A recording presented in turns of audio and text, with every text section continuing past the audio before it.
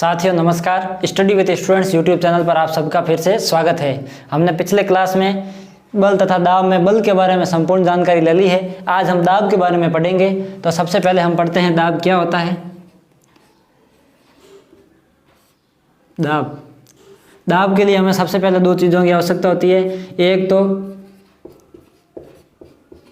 वह पृष्ठ जिस पर दाब लग रहा है उस पृष्ठ का क्षेत्रफल, और दूसरी चीज़ है बल। अर्थात दाब के लिए क्षेत्रफल और बल दोनों की जरूरत होती है। अब हम यदि दाब की परिभाषा देखें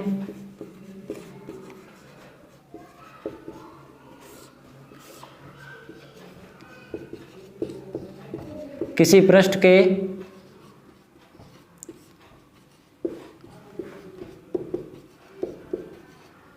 एकांक क्षेत्रफल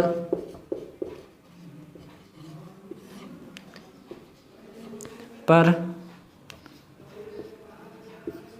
लगने वाले बल को दाब कहते हैं। किसी पृष्ठ के एकांक क्षेत्रफल पर लगने वाले बल को दाब कहते हैं। यदि कोई पृष्ठ है, इस पर यदि एकांक क्षेत्रफल है इसके, इस पर जो कोई बल लग रहा है तो इस बल को ही हम दाब कहेंगे। जिस प्रकार हमने बल में पढ़ा था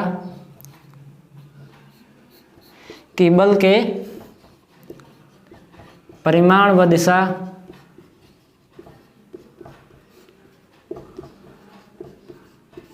दोनों होते हैं। ये हमने पिछले वीडियो में बल के बारे में पढ़ा था कि बल के परिमाण और दिशा दोनों होते हैं, लेकिन दाब में केवल परिमाण होता है, दिशा नहीं होती। अतः दाब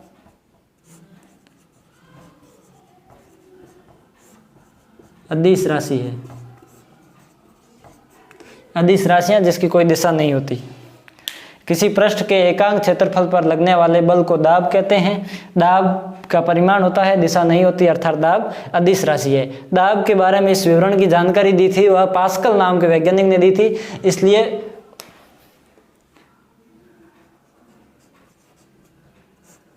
दाब का मात्रक पास्कल वैज्ञानिक के सम्मान में दाब का मात्रक पास्कल रखा गया। पास्कल दाब का मात्रक है। यदि दाब के सूत्र की बात करें तो दाब बराबर बल बटा क्षेत्रफल। प्रति एकांक क्षेत्रफल पर लगने वाले बल को दाब कहा जाता है। दाब को P से दर्शाया जाता है। अब यदि इसमें हम बल व क्षेत्रफल की बात करें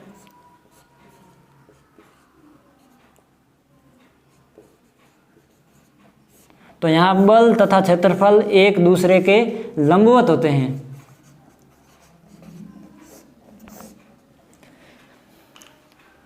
दाब का मात्रक पास्कल था। दाब बल बटा क्षेत्रफल, और बल है वह बल तथा क्षेत्रफल यहाँ एक दूसरे के लंबवत है। इसके बाद हम इससे आगे और जानकारी लेते हैं।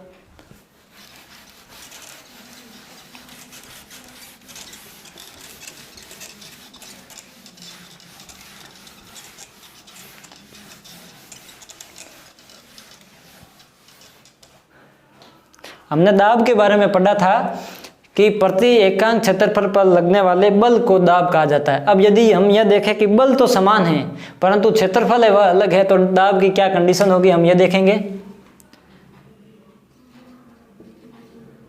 यदि बल बराबर हो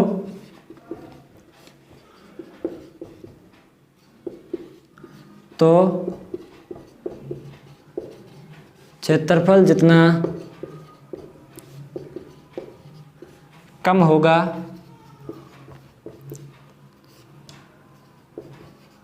दाब उतना ही अधिक लगेगा। क्यों? क्योंकि हमने जब ये फॉर्मूला लिखा था कि दाब बराबर बल बटा क्षेत्रफल, तो यहाँ स्पष्ट है कि दाब और क्षेत्रफल है वह एक दूसरे के व्युत्क्रमानुपाती है। P व्युत्क्रमानुपाती 1/A। ए यहाँ एरिया है और P यहाँ प्रेशर है। तो एरिया जितना कम होगा दाब उतना अधिक लगेगा इसको। और यदि किसी बल बराबर है तो अब यदि हम उदाहरण के तौर पे देखें तो यदि हम सबसे पहले यदि एक चाकू लें जिसके नुकीले सिरे से हम यदि सब्जी को काटें तो सब्जी आसानी से कट जाती है, लेकिन चाकू को विपरीत दिशा में कर दिया जाए तो सब्जी है वह आसानी से नहीं कटती है। दूसरे उदाहरण में यदि हम एक लकड़ी की तख्ती लें तो हम इसकी दोनों कंडीशन की बात कर लेते हैं। स्थिति 1, इसमें एक लकड़ी की तख्ती है जिसमें एक कील है,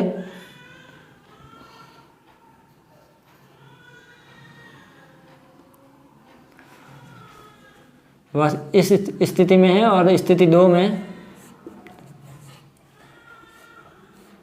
लकड़ी की तख्ती में जो चपटा भाग है वह नीचे और नुकीला भाग ऊपर की तरफ है। अब यदि इसमें बल यदि चपटे भाग में लगाया जाए तो कील हम सब जानते हैं कि यदि एक लकड़ी की तख्ती है उसमें यदि कील का नुकीला सिरा लकड़ी के तख्ते की तरफ और चपटा भाग ऊपर रखे तो फिर हथौड़े से प्रहार करें तो वह कील है वह लकड़ी के तख्ते के अंदर आसानी से घुस जाती है। लेकिन यदि चपटे भाग को लकड़ी की तरफ और कील के नुकीले सिरे की तरफ यदि हम बल लगाएं तो दाब कम लगने के कारण यह लकड़ी के तख्ते में नहीं घुसती है। तो हम यहाँ से स्पष्ट समझ सकते हैं कि यहाँ जो क्षेत्रफल है प्रति एकांक क्षेत्रफल वह कम है। क्षेत्रफल कम होने के कारण दाब अधिक लग रहा है और यहाँ एरिया ज़्यादा है। एरिया ज़्यादा होने के कारण दाब है वह कम लगता है। तो हमने देखा कि यदि बल बराबर हो तो क्षेत्रफल जितना कम होगा दाब उतना ही अधिक लगेगा और यदि क्षेत्रफल जितना अधिक होगा तो दाब उतना कम लगेगा। इसके बाद हम एक बहुत ही महत्वपूर्ण बिंदु की बात करेंगे।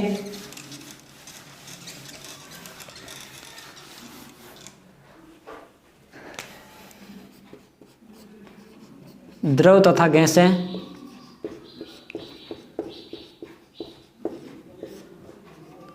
दोनों बर्तन की दीवार पर दाब डालते हैं।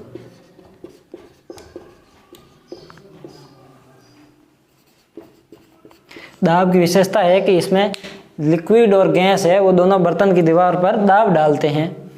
उदाहरण के तौर पे हम यदि देखें तो हम पहले एक नली ले लें और नली के निचले सिरे पर यदि हम एक गुब्बारा बांध दें और एक और नली लें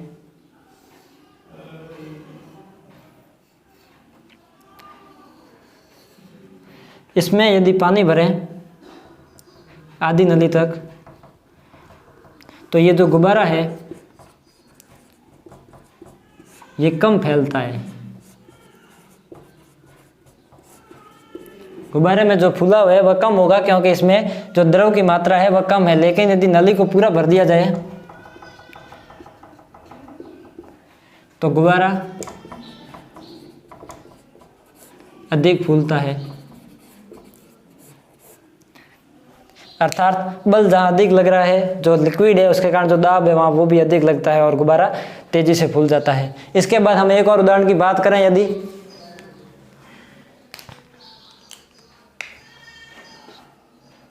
तो हमने एक गुब्बारा लिया उसमें एक छिद्र कर दिया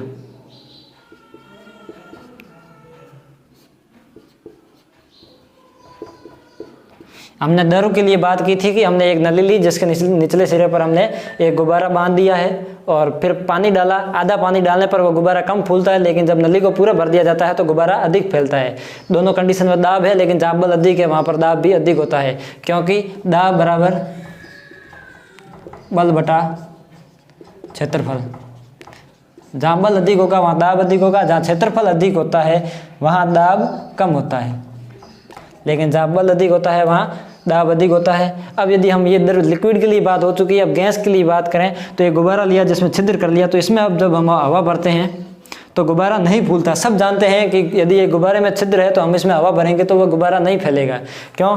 क्योंकि इसमें जो छिद्र है उसके कारण जो उसका एरिया है वो बढ़ जाता है। यदि एरिया बढ़ जाता है तो दाब कम लगता है। लेकिन यदि ये गुब्बारा बिल्कुल सही है, उसमें यदि हम हवा भरें तो वह आसानी से फूल जाता है।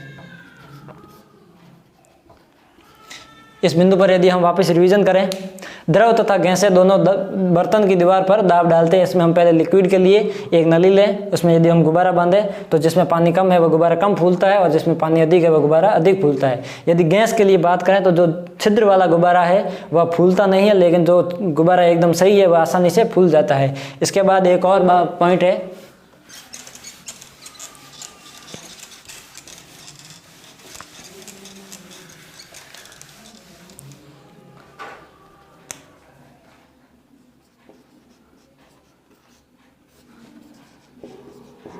हमारे चारों ओर की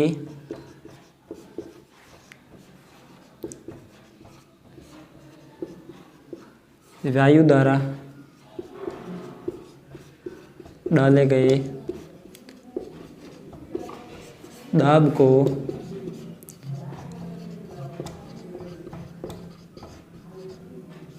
वायुमंडलीय दाब कहा जाता है। हमारे चारों ओर जो वायु के द्वारा जो दाब डाला जाता है उसे हम वायुमंडलीय दाब कहते हैं। इसमें यदि हम उदाहरण के तौर पे देखें तो जो गांव में या फिर शहर में कहीं पर भी जो कच्चे भवन होते हैं उनके जो छत पे जो टिन के वो पतरे होते हैं तो वह आंधी या तूफान आने के कारण वह उड़ जाते हैं। तो जो वायु के द्वारा जो दाब डाला गया है उसे हम वायुमंडलीय दाब कहते हैं। हमने इस पाठ में बल के बारे में पूरी विस्तार से जानकारी ली है कि बल क्या होता है, उसकी परिभाषा क्या है, उसके जो महत्वपूर्ण बिंदु थे उन पर चर्चा की थी। उसके बाद हमने आज के वीडियो में दाब की परिभाषा, दाब के सूत्र, दाब की महत्वपूर्ण जानकारी ली। हमारे चैप्टर में इतना ही दे रखा है, हमने पूरे सिलेबस के अकॉर्डिंग बात कर ली है। अपना ये चैप्टर भी क्लियर है। अगले वीडियो में हम फिर नए चैप्टर के साथ उपस्थित होंगे। यदि आपको वीडियो अच्छा लगा है तो लाइक करें, शेयर करें तथा चैनल को सब्सक्राइब जरूर करें और नीचे दी गई बेल आइकन की घंटी को दबा दें ताकि अगला वीडियो बनते ही सीधी आपके पास नोटिफिकेशन पहुंच जाए। धन्यवाद।